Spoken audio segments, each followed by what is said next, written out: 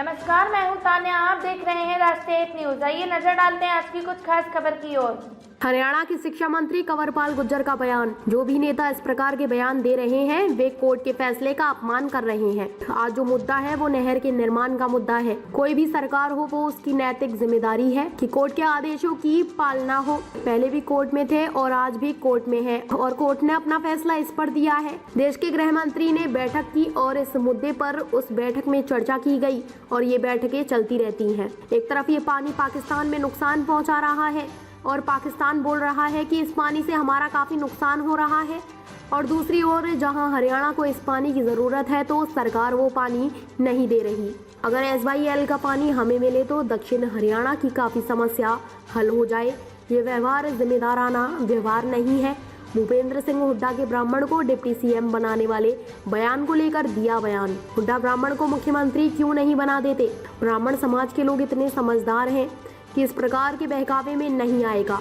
स्कूलों को लेकर दिया बयान। 230 करोड़ रुपए का काम हमारे स्कूलों में चल रहा है। हमारे स्कूल काफ़ी अच्छी स्थिति में है। यमुना में हुए जनसंवाद को लेकर दिया बयान। जनसंवाद का रिस्पांस काफ़ी अच्छा मिला और काफ़ी संख्या में लोग आए। यमुनानगर में जल स्तर की कोई समस्या नहीं है और यमुनानगर आज के समय में हरियाणा का सबसे बेस्ट डिस्ट्रिक्ट है।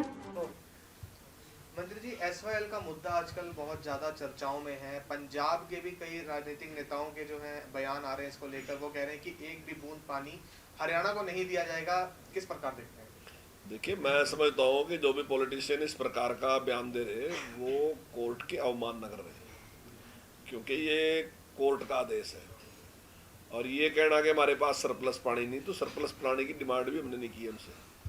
और आज जो मुद्दा है वो वास्तविकता में नहर के निर्माण का मुद्दा है कि नहर का निर्माण होना चाहिए। उसके लिए हमने पैसे भी उस टाइम दे दिया था पंजाब सरकार को, और वो कंप्लीट होना चाहिए। और उस पर ही कोर्ट ने आदेश दिया है उनको कि वो जल्दी से जल्दी पूरा करें। उस पर फटकार भी लगाई है। और मैं समझता हूँ कि अगर कोई भी सरकार है उसकी जिम्मेदारी है कि कोर्ट का कोई भी आदेश है उसका पालन करवाना और पालन करना।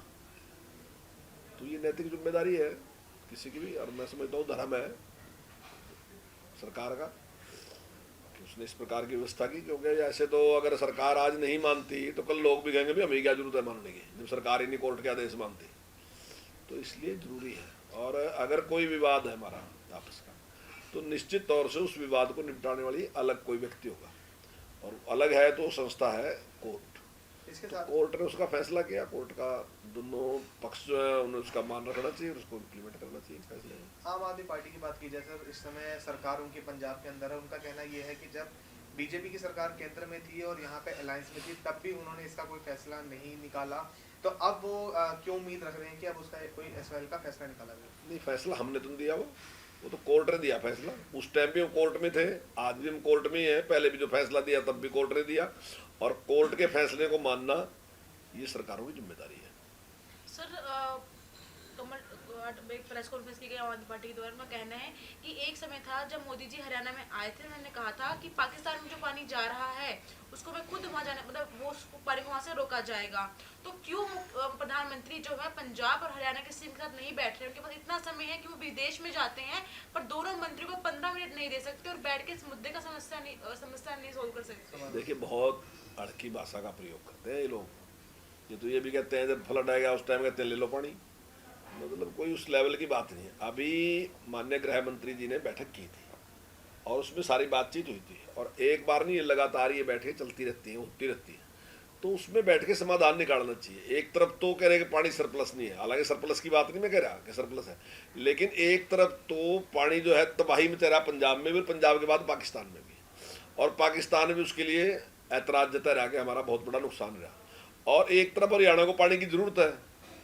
तो ऐसे में क्या ये जो सरकार है वो एक जिम्मेदारी की भूमिका निभा रही? अगर वही पानी हमें मिलता है तो उसी पानी से भी हम काफ़ी पानी स्टॉक करके अपने जो दक्षिण हरियाणा है उसकी प्यास बुझा सकते हैं। तो मैं समझता हूँ कि ये व्यवहार जो है वो कोई जिम्मेदाराना व्यवहार नहीं है। और हम नागरिक जो है ना जी, हम नागरिक भारत के हैं, ना कि हरियाणा के या पंजाब के हैं। हरियाणा पंजाब तो एक है कि भाई एडमिनिस्ट्रेशन के हिसाब से उन्होंने एक ये कर लिया कि स्टेट बना लिए कि ठीक से व्यवस्था हो जाए, इसलिए स्टेट बना लिए। हमारी जिम्मेदारी जो है वो भारत की जिम्मेदारी है। हम भारत के नागरिक हैं, हम हरियाणा के नागरिक या पंजाब के नागरिक नहीं है। ठीक है, हमारा स्टेट है, हमारी जिम्मेदारी है, उसके लिए काम करना भी हमारी जिम्मेदारी है, लेकिन हम अपने देश के बारे में सोचते हैं और हम देश की तरक्की के बारे में सोचते हैं। नेता प्रतिपक्ष भूपेंद्र सिंह हुड्डा का भी एक बयान सामने आया है। उन्होंने कहा है कि यदि 2024 के अंदर कांग्रेस पार्टी की हरियाणा में सरकार बनती है तो उप मुख्यमंत्री ब्राह्मण को बनाया जाएगा। इस प्रकार